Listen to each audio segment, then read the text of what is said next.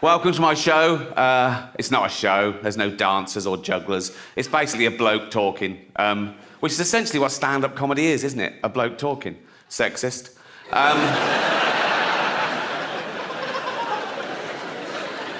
What about all the funny female comedians? Like, No. Right. No. I'm not doing that. Okay, right. That was irony, okay? There's going to be a bit of that throughout the show. See if you can spot it, okay?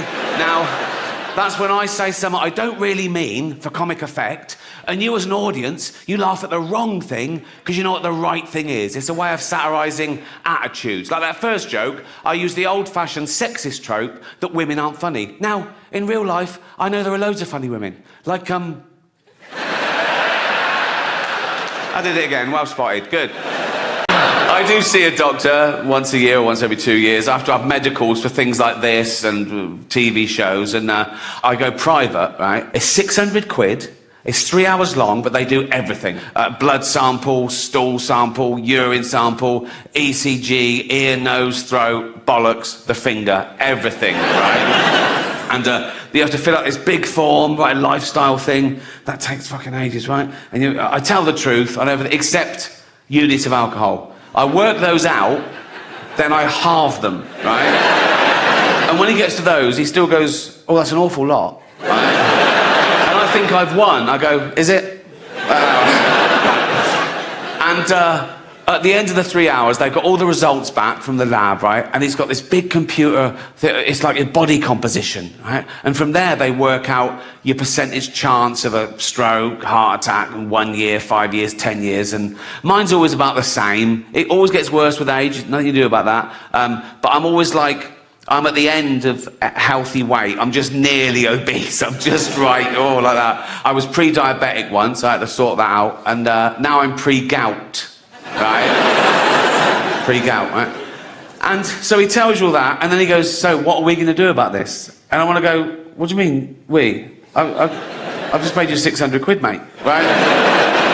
You're going to fix it, and I'm going to carry on, right? You don't take a car to the garage, and he goes, oh, tyres are bald, the big end's gone. What are we going to do? You're going to fix it, mate, and I'm going to pay you. He went once and said, you need more fibre in your diet. I went to go, get me wine with fibre in it then. You know what I mean? I can afford anything. You must be able to invent that. Just don't. He said, you're heavily constipated. I wanted to go, get in there with a spoon, son.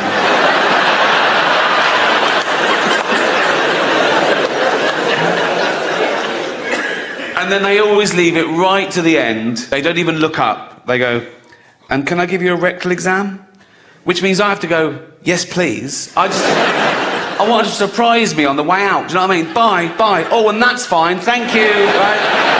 But there's a big build-up, right? And as they're washing their hands, they've got to say, would you like a chaperone? No. So you're going to have your finger up my arse, and now you've got a mate watching? No, just do it. And they lay you on this bench, right, on your back to start with, like pants and trousers around your ankle, knees apart like a little frog, right? And they do the balls first, right? And I'm nervous, a doctor, I'm really nervous, so I've got no balls, right? He has to dig them out like a tortoise's head, you know what I mean? It's just like a little fist of fear down there, right? And I fucking hate it. I'm like that, right? It's horrible, right? And then when they turn you on the side and lube you up, go the finger up the arse, that's great, you know, not great, that's not why I go, but it's... me again, you were here yesterday, come on. But this one time, it was an old man, and it was still a doctor, not just an old man. Doctor said he couldn't make it, so I thought I'd have a go, right? There was a sort of like old school GP, he was about 75, little shirt and tie, tweed jacket, right? And he was sitting on an armchair, right? And he didn't put me on the bench, I was just standing up. And he went, oh, just pop your pants and trousers down, right? So he was a little lad, so he was like head height to my balls, right? And as I say, I'm nervous, doctor, so I jabber, I talk. I think if I put them off, they won't find the cancer. You know what I mean? Right? And so he started doing the balls, and I just went, oh, what are you looking for there exactly, right? And they usually go, shh, like that, and they come. And he didn't. He went, oh, that's a good question. And he sat back and he started telling me all about cancer, right? So now I'm just having a chat, right? And he went on for ages. He was loving it, right? And I remember it felt rude to do that. So I was going, all right, right.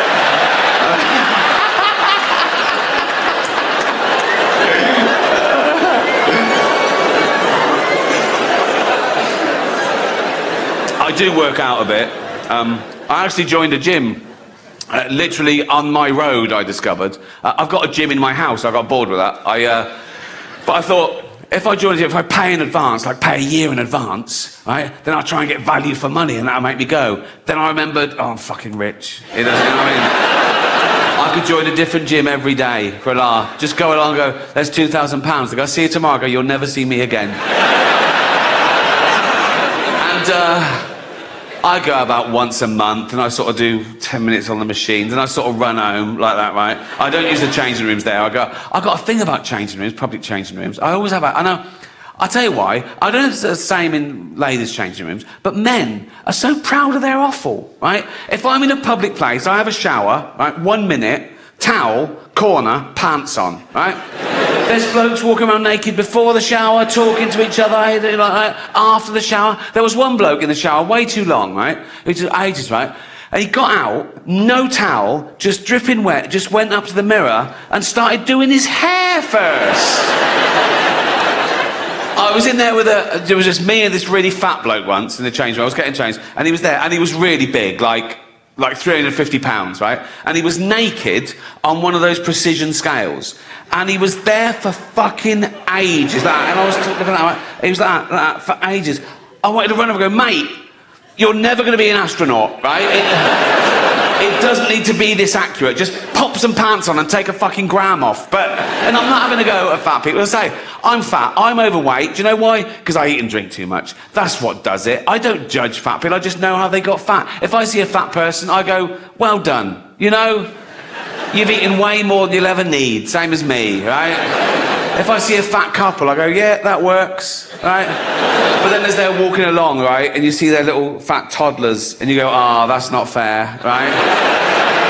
And the mother always goes, they love cake. Of course they love cake. They're baby mammals. We're the same species as we were like 200,000 years ago. We've got a hunter-gatherer brain, right? All this affluence is so much faster than our human biology. So when you get one of those cakes from the supermarket that's packed with fats and sugar, your brain goes, fucking hell, that's amazing. Keep eating that. There might not be food tomorrow. But there will be food tomorrow.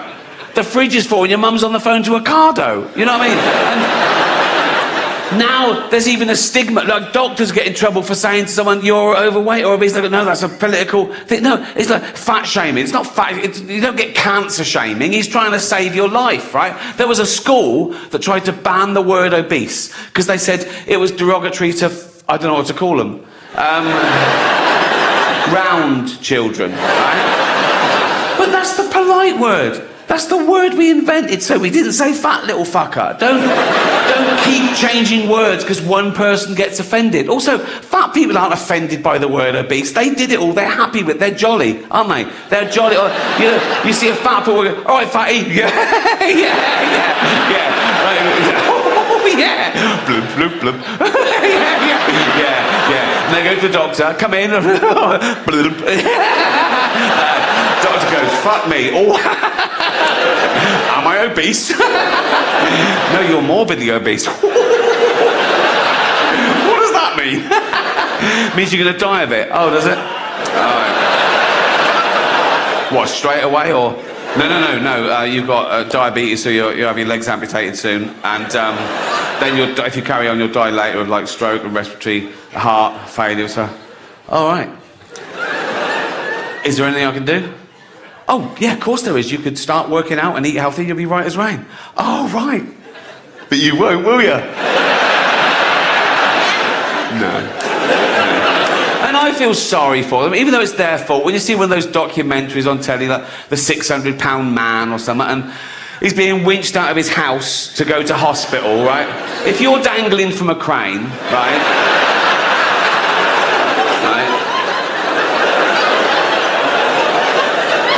when you see a film crew, right,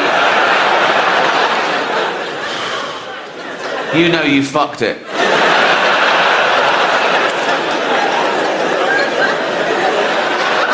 And then, you know, as I say, then they wake up the next day and they've had their legs amputated. It's really sad, and they're crying and I'm crying. They're going, oh God, why did I let it go this far? I'm so stupid. Then they get philosophical about it and they go, I never really used the legs. So, and well, then it's lunchtime, and so, you know, and they go to the nurse, you didn't throw them legs away, did you?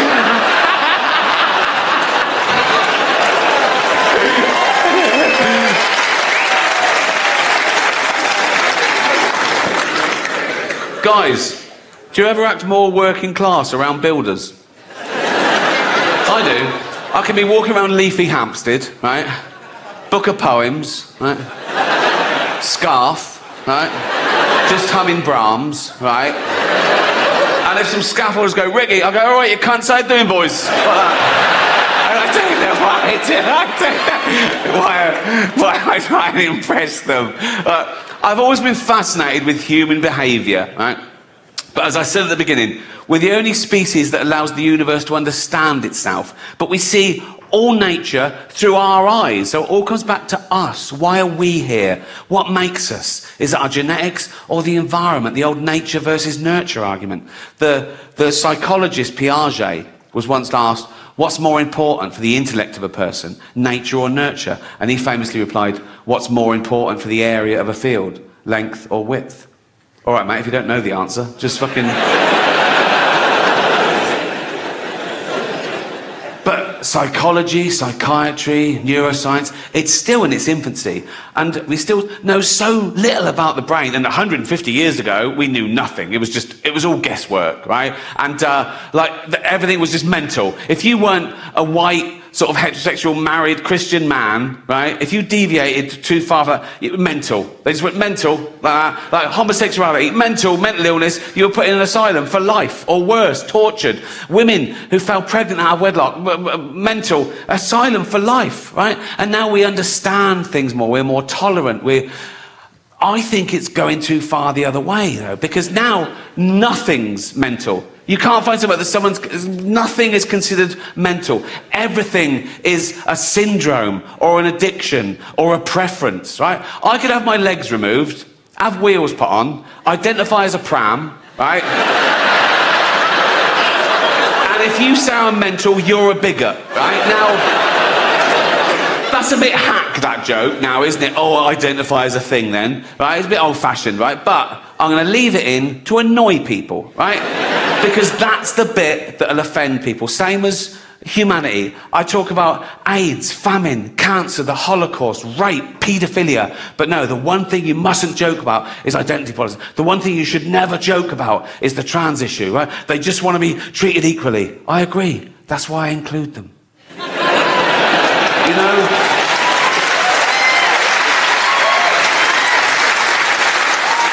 But they know I'm joking about all the other stuff, but they go, no, he must mean that, right? Like a joke is a window to the comedian's true soul. That's just not the case. I'll take on any view to make the joke funniest. I'll pretend to be right-wing. I'll pretend to be left-wing. I'll pretend to be clever. I'll pretend to be stupid. Whatever makes the joke funnier without prejudice. Okay, full disclosure, in real life, of course I support trans rights. I support all human rights, and trans rights are human rights, you know? Live your best life. Use your preferred pronouns. Be the gender that you feel that you are. But meet me halfway, ladies. Lose the cock. That's all I'm saying.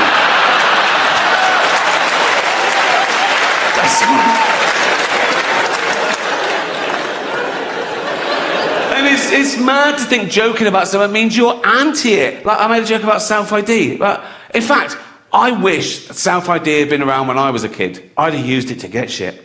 I'd have gone to my mum, Mum, I'm trans. She'd have gone, what? I'd have gone, I'm either trans or I need a new bike. Right? She'd have gone, you need a new bike. Website, it's a real website. It's called doesthedogdie.com, right? And it was set up because people would watch a film or a programme with a dog in it, and something would happen to the dog, and they turn it off. It would ruin it for them. It would ruin their day, right? So this website was set up. You could go to it, you could put in any film or TV show and ask, does a dog die? And someone would answer you, no, or whatever. And it's become a thing for anyone's phobias. Anything you don't want to see in a film, you just look up the film and they answer your question, right? So I looked up one film on here, Schindler's List.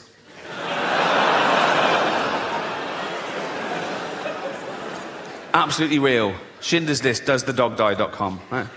First question, does a dog die? No. Does a cat die? No. Are any animals abused? Someone answers, there is a chicken that's handled roughly, but otherwise unharmed. Now, I love animals more than anyone I know, but if I was Jewish, I'd be slightly offended by this avenue of questioning. Imagine that in real life. Imagine someone says, oh, yeah, my grandparents were murdered by the Nazis. You go, oh, what happened? Oh, they were dragged from their house and sent to the gas chamber. Oh, was a chicken hurt? What? But as I say, it's become, you can ask any question about anything. Someone says, is there child abuse? Is teeth damaged? Is there a hanging? Does someone struggle to breathe? Yeah. Well, yeah, yes. Someone says, does someone fall downstairs? Who's scared of slapstick? It's like... Anyway, so this website was founded in 2010, so it's run about 13 years, right? And the later questions start reflecting the times we live in now, and they get more and more fragile and narcissistic. These questions were asked this year. Check it out, Schindler's List, right? Someone says, are there any fat jokes? Would that make this worse? Well, imagine the real thing. Imagine I'm in a concentration camp, right? I'm naked, everyone around me is naked. We've got a commandant herding us towards a gas chamber, and he goes, move it, fatty, right? And I go, rude.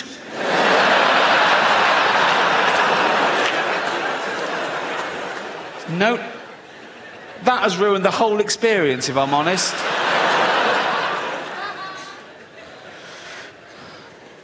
Someone asks, is there hate speech? Yeah, there is. Suck it up, buttercup. Are there any man in a dress jokes? Very few jokes. If you come to this film for a giggle, you're going to be very disappointed. But this one takes the biscuit for me. Remember, this is a movie set in the 1940s about arguably the worst atrocity in civilized human history. Check this out. Is someone misgendered?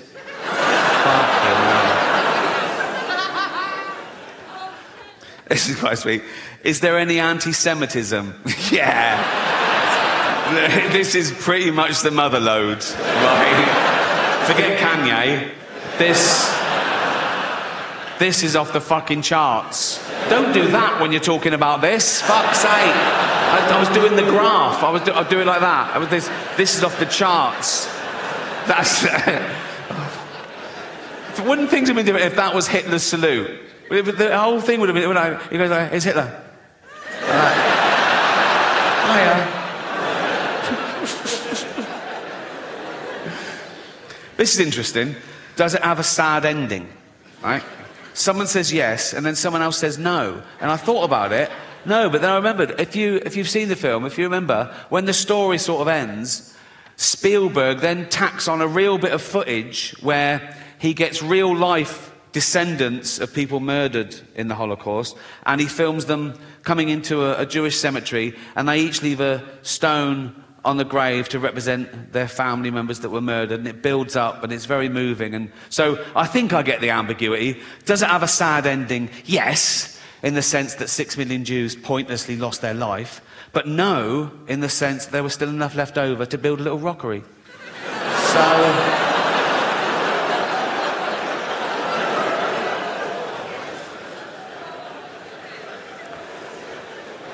I asked one question myself on this. Is James Corden in it?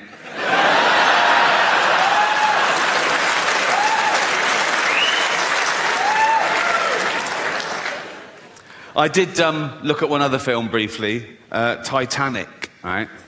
And it's got all the same sort of questions. And the one where it goes, are any animals harmed? Someone answers, there were no explicit scenes of animals being harmed, but Rose did have a goldfish, which probably didn't make it. I think of the goldfish in the bowl on the sideboard when the boat hits the iceberg, and he's all like that, right? And people are running around going, we're going in the water. And he's all smug then, and he's going, don't worry about it. Oh, no, not water. Then he gets in the sea and he goes, it's very salty, isn't it? It's very salty.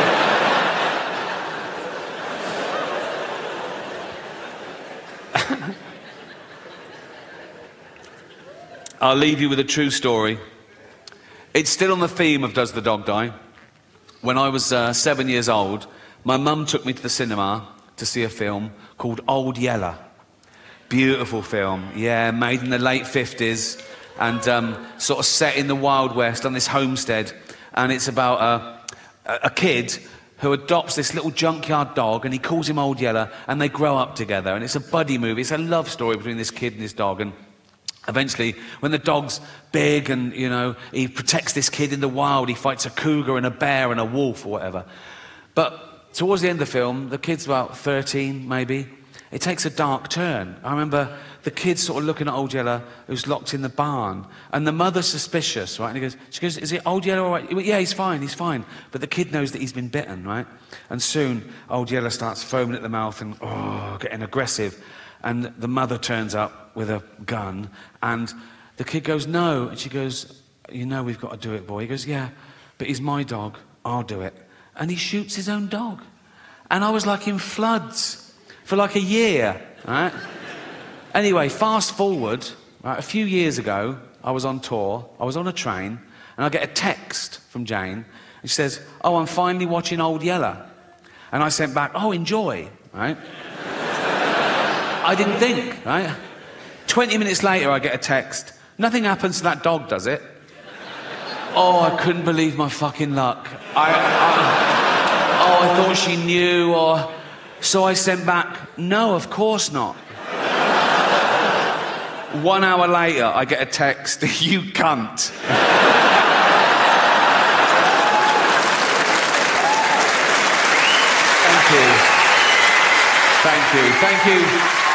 Thank you very much. Cheers. Thanks to everyone who bought a ticket. If you bought a platinum ticket, the money goes to an animal charity, and you've raised $2 million so far, so thank you so much. I even get a bit of stick about that on social media. There's always someone who goes, why do you only speak up for animals? And I go, well, because they haven't got a voice of their own except parrots. And I think that's why we don't eat parrots. Everyone around the world eats every other type of bird, don't they? Everyone in the world eats fucking chickens and ducks and geese and turkeys and ostriches. No one eats parrots. Do you know why? If you go and try and eat a parrot, it goes, fuck off, you cunt. So speaking up really does work, right? And that has sort of been one of the themes of the show, because I know in the real world, in normal jobs, everyday life, you get in trouble. People tell you off for saying certain things or thinking certain things or even laughing at certain things, right? They say you're bad for laughing at that. And some of you take it to heart. You go, oh my God, am I a bad person? No, you're not. One, you can't choose your sense of humour. You can't, it's involuntary. And two, that's exactly what humour is for, to laugh at bad shit, to get us through it, right? And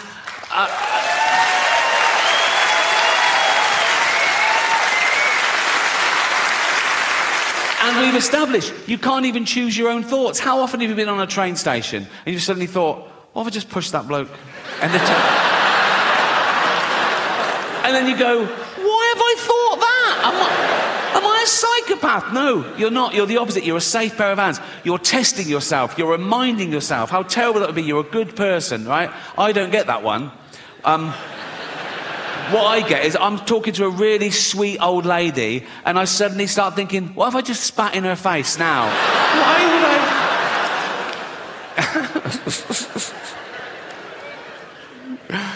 I? Another theme of the show has been words change and I'm woke, haha. But here's the irony.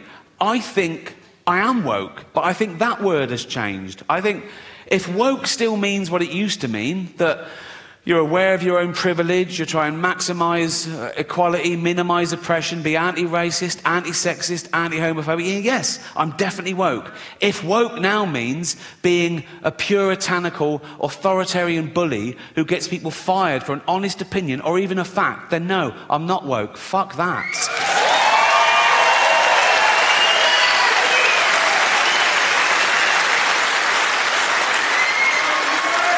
But here's the deal. To each their own, laugh at whatever you find funny. All laughter's good, and you're amazing. Good night. I'm at that age where I'm glad we haven't got a Harold Shipman knocking round. Do you know what I mean? Those of you too young to know who Harold Shipman is, right? He is our most prolific serial killer, right? He killed 300 people. He killed old people. That's my point. He'd have his eye on me, go, oh, give him a few more years. And he was a doctor, right? But the reason you haven't heard of him, right, is because he never appears in those lists of the worst serial killers. And he was like one of the worst ever, but he didn't act like a serial killer, right? He was a GP, he was old school, he had a little shirt and tie, little tweed jacket, little beard, little glasses, he'd do house visits, he'd go around to see Edna, 85, you all right, Edna? Yeah. Do you want a cup of tea? Yes, please. And he'd make Edna a lovely cup of tea, right? They just put her in a lethal amount of opioids, right? And he'd just give Edna the tea and watch her drink it and fall asleep and die. And that was it. He didn't even masturbate. You know, yes, it is a waste, sir, yeah.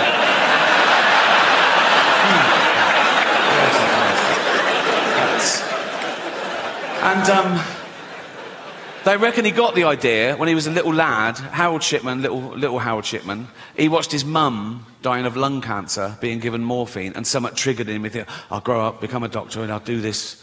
I don't know whether it means that he liked the way the morphine got his mum out of pain. So these were like mercy killings, like, you know, reliving the kindness. Or the opposite, he was jealous of old people who lived longer than his mum should have, so he was punishing them. I don't know, doesn't matter. Actually, it does matter, because if you can really understand why someone does something like that, you might spot the signs in the future and stop a crime before it happens. You know, I always think that when there's a school shooting in America, right, it's usually some emo, right, who goes into a kindergarten, kills about 30 toddlers, turns the gun on himself, right? And all the eyewitnesses, they always say the same thing. They go, oh, he was a loner, he sat at the back, he was shy, he was bullied. Let's round those cunts up now. Do you know what I mean? It's like, go into a school, see who the bully's smashing up, right? Go, I'll take it from here, mate, thank you, right? And drag that little dweeb off to Borstal or jail or so. Go to the bully, go and find another one. You know what I mean? He's doing a great job, but we need more. But they're beating up future child killers.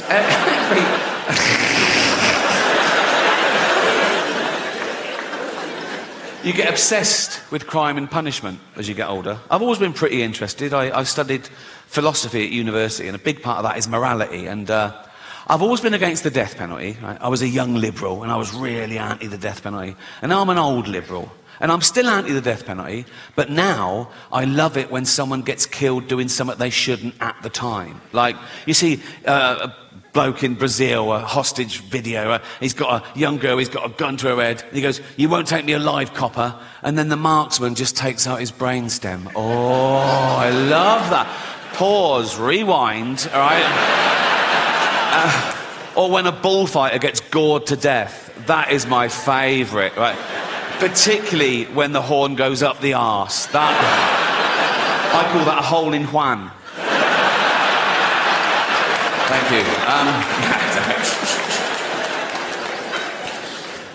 Or those videos coming out of lawless New York. You see them on Instagram and YouTube. It's someone with an iPhone. He's got someone, right, he's knocking over this little convenience store. He's got a fucking hoodie and a knife, and he's nicking all the booze. He doesn't care he's being filmed. He's going to get away with it. He's going to get away with it. Then, from behind the counter, comes a little 70-year-old Korean man who batters him to death with a broom. I fucking love that. I can't wait to be a 70-year-old vigilante. Just walking round Hampstead with a walking stick. Oh, but it's a sword. I paint it white as well to look even more vulnerable, right? Wear dark glasses. I'd see a gang of youths. I'd go over to them and go, so, excuse me, guys, do you know where the Nike store is? I want to buy some Air Jordans with all this cash. And as they go for it, you little fucking cunts.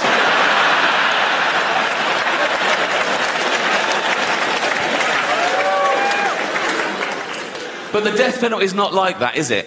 It's not in self-defense, it's not in the heat of the moment, it's cold justice, you know? Don't matter what you've done, you could have murdered people, you know? You stand trial, they find you guilty, they put you on death row, sometimes for 10, 15 years, which seems unnecessarily cruel, and then they murder you in front of witnesses. And it's from the Bible. An eye for an eye, a tooth for a tooth. The state says you murdered someone, so we're going to murder you. But if you rape and murder someone, you still only just get murdered. That's a loophole, isn't it? That's like... that smacks of misogyny to me. That's like the judge going, the rape was free, but we're going to... You know what I mean? Just once, I want the judge to go, right, you raped and murdered someone, so you're going to be taken from here to a place where you'll be hung by the neck and raped. What, at the same time? Yes, yes. We got loads of volunteers with dildos, right? So he sort of goes down, fuck off, fuck off.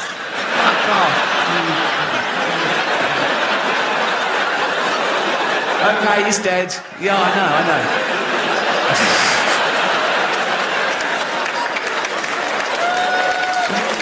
Oh. It might work. But the longer you live, the grumpier you'll get. It's not just going to happen to me, it's going to happen to all of you. Because the longer you live, the more shit you see. And you go, oh, fuck, this again, right? And the more burden you carry. And the older you get, the weaker you get, so the burden gets heavier. And you go, oh, God, this again. And you can't die nowadays. You know what I mean? You go, oh, thank God, I'm dying.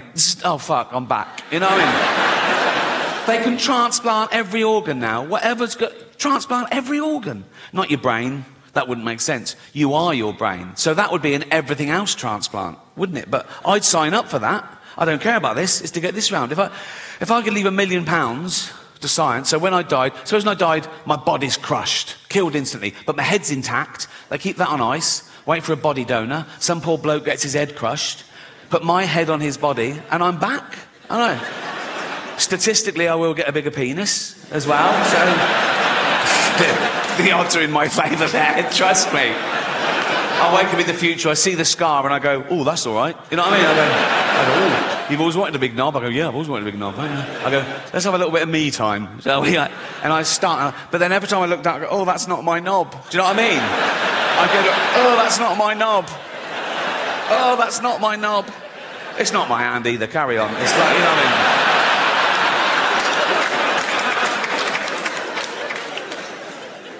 I was doing an interview a while ago. I don't think the journalist liked me. He asked me this question. I thought it was rude, right? So I gave a fake answer, right? He said, so what have you got planned for your funeral? And I went, I want to be fed to the lions at London Zoo. He went, really? I went, yeah. I want the zookeeper to take up my big, fat, dead, naked, bloated body in a wheelbarrow, right? Just dump it in the lion's den, doof, like that. Loads of tourists going, is that the bloke from the office? Like that, right? And then 2 big lions come out and just start eating me. And lions, they start with the soft bits of the body to get inside to the rib cage. So they'd probably get a testicle each, wouldn't they? Because that'd be the easiest of it. By then, my testicles would be about a yard apart, so that'd be easy. They just start eating towards me. Like Lady and the Tramp, really. Romantic. So I said that as a joke, but he totally believed me. So much so that when he was writing up the article, he called London Zoo and asked them if that would be allowed. And they said, no, of course not, right? So when the article came out, the headline was, London Zoo refused Ricky's request to be fed to lions. Like I'm a fucking psychopath.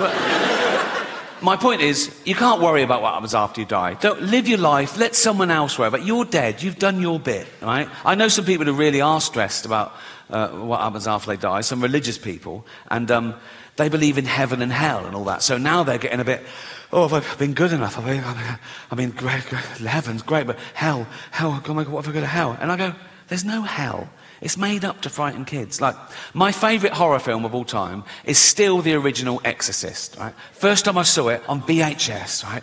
I was blown away. I watched it again straight away. I loved it, right? And there's a bit in that that's meant to be the really poignant bit. And I laughed the first time I saw it because it was the idea of the devil being this crass and childish. You know the bit. So, the little girl's possessed by the devil, and they're doing an exorcism, and they're throwing holy water on it. She's hissing, right? They're going, the power of Christ compels you. The power of Christ compels you. And at one point, the devil makes the little girl turn her head round, and he makes her say, your mother sucks cocks in hell. Right? And the bloke, she said, he's devastated. He's like, because he's thinking, oh, no, that's the real devil. So he knows, so it's true, my poor mother sucking cocks, you know, right? If scientists actually found the devil, I was wrong. There isn't it. They found the devil, they tested him, it was peer-reviewed, it won the Nobel Prize for fucking everything, because it'd be the greatest discovery of all time, right? And I'd look at the science, I'd be mind-blown, but I'd go, well, you've got to follow the science. So, you know, yeah, I believe in the devil. I wouldn't even be belief, it would be knowledge. I'd want to meet him. If the devil actually existed, I'd want to see it from my... As long as I was safe, I don't know what makes you safe from the devil. But if he existed, we'd find out, wouldn't we? We'd, like, vampires live forever, but now we know a bit of garlic really fucks them up. So we discover something, like if you put a devil in a cage with a sprig of parsley on top, he's weak or something, right? And I'd meet the devil, right? And I'd go for an order, and I'd go, he'd be there. I'd go, are you the devil? He'd go, yeah, right? And then he tried to hurt my feelings. And that was his best shot. And he went, Rick, I go, what? He goes, your mother sucks cocks in hell. I go, I don't care. One, she's dead. Two, she was heterosexual. Three, she never had her teeth in towards the end. So, no. But it's hell. Think of all the terrible things that could be happening to her. Being raped by red-hot pokers, rats eating her eyes. My mum gets cock duty. Go on, girl. That has got to be one of the better jobs in hell. Isn't it? It's like... terrible job on earth. I've never sucked a cock in my life. I never will. But if I died and I'm in hell, right, tortured for eternity, I'd see the first cock, I go, I'm on this. Not a problem. Not a problem. I'd be looking round seeing people skinned alive. I'd chow down. I'd be looking over the big man going, I'm doing a great job here, leave me on this. And there's the devil with a clipboard looking a bit confused. No one's ever gone straight for the cock. But he goes, OK, carry on. I go, right? So, when I said minge, I pointed.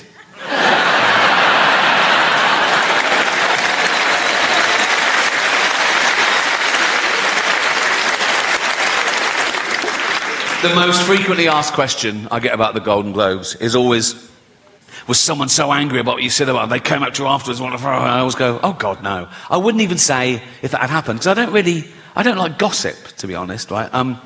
There was one guy I thought took it the wrong way, right? It wasn't a bad...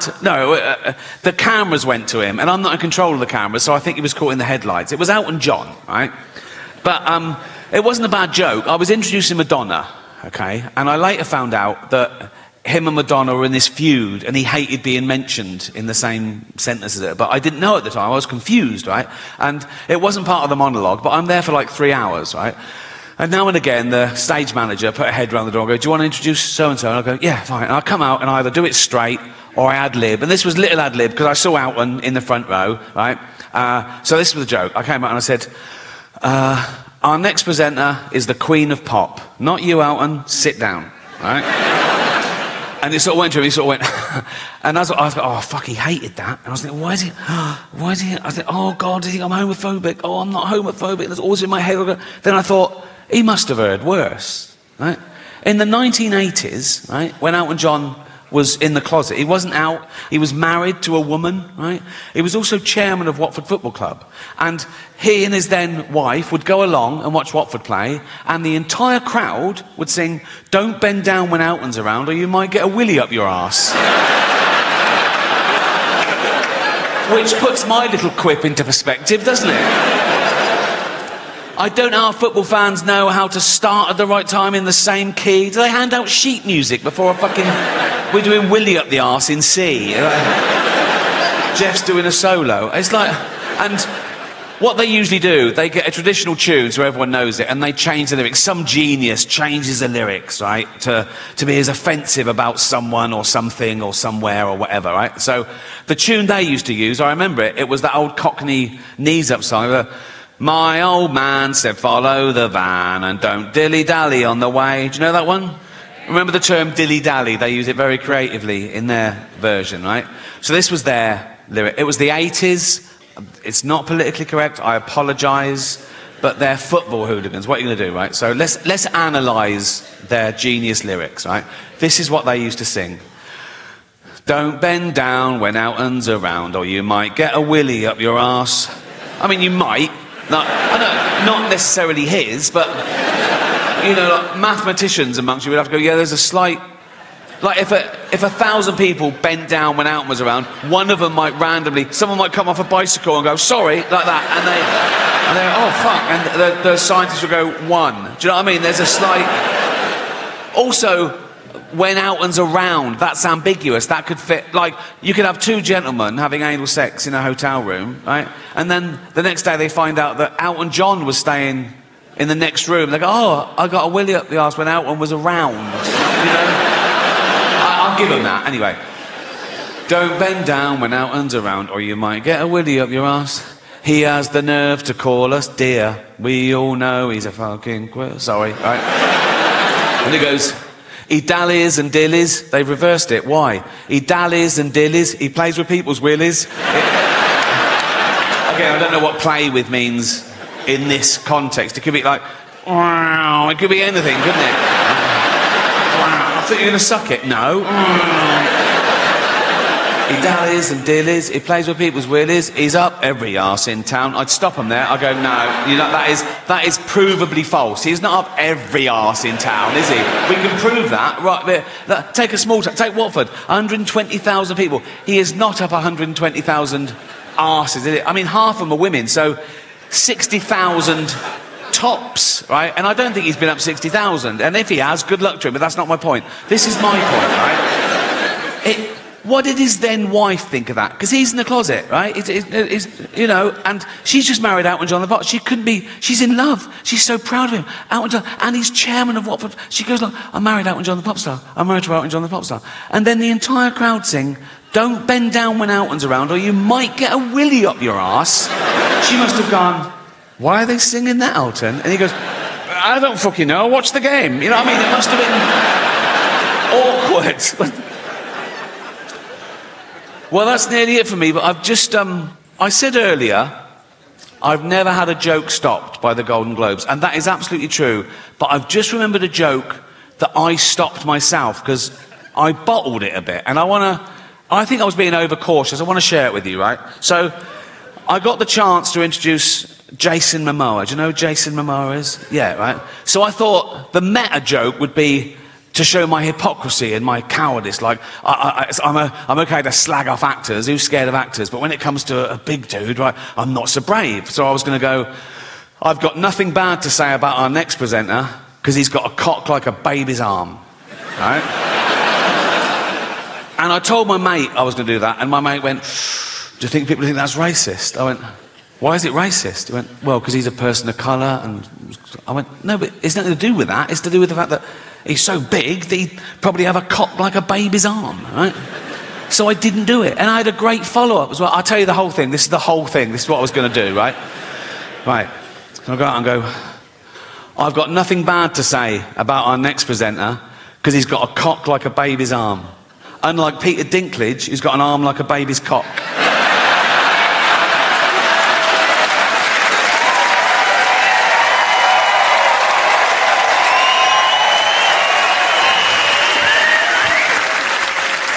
It's great to hear this sort of laughter again, because you probably don't notice it as much as comedians, but we've had a really weird 10 years where we're really second-guessing, going, is that okay? I don't know what people could find anything offensive, but we pushed back and we won, so fuck them.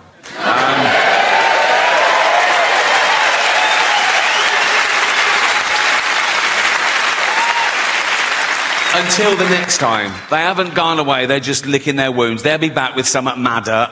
But remember who it is next time, right? It's always like these sort of educated, middle-class, privileged, elitist sort of people telling ordinary working-class people what they can and can't do and say and laugh, not realising how important comedy is to ordinary people. Like when I was a kid growing up in Reading with nothing, right? Humour was like a lifesaver. It was like a superpower, right? Not a real one like flight, but you know what I mean? It's like, you ask anyone their superpower, I reckon 7 out of 10 will say flight, and 3 will go super strength or something, right? Which is great. If you're a superhero, flying around, being super strong, great. But sooner or later, a super villain will go, look at that cunt. I'm gonna get him and murder him, right?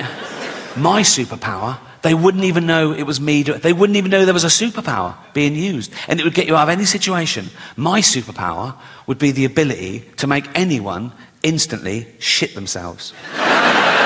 Think of it. You're getting mugged, and I point, they go, give me your wallet. You just go, they go, fuck. Oh, fuck. Game over. It's game over.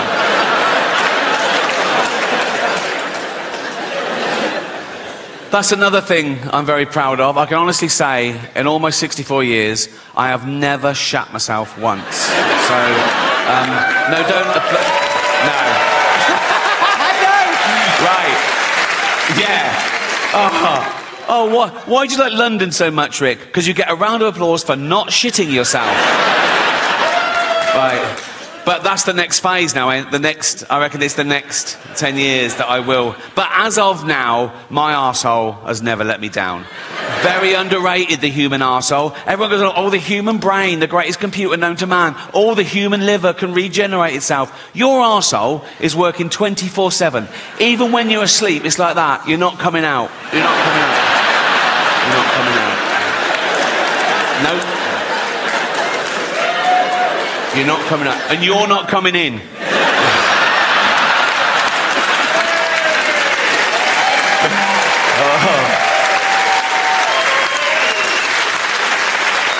Because it's like a sewer in there, isn't it? But you've got a lovely little manhole cover. Think of that in real life. Walking along a pavement, there's lovely pavement. If that burst, and you know what's in a sewer, don't you?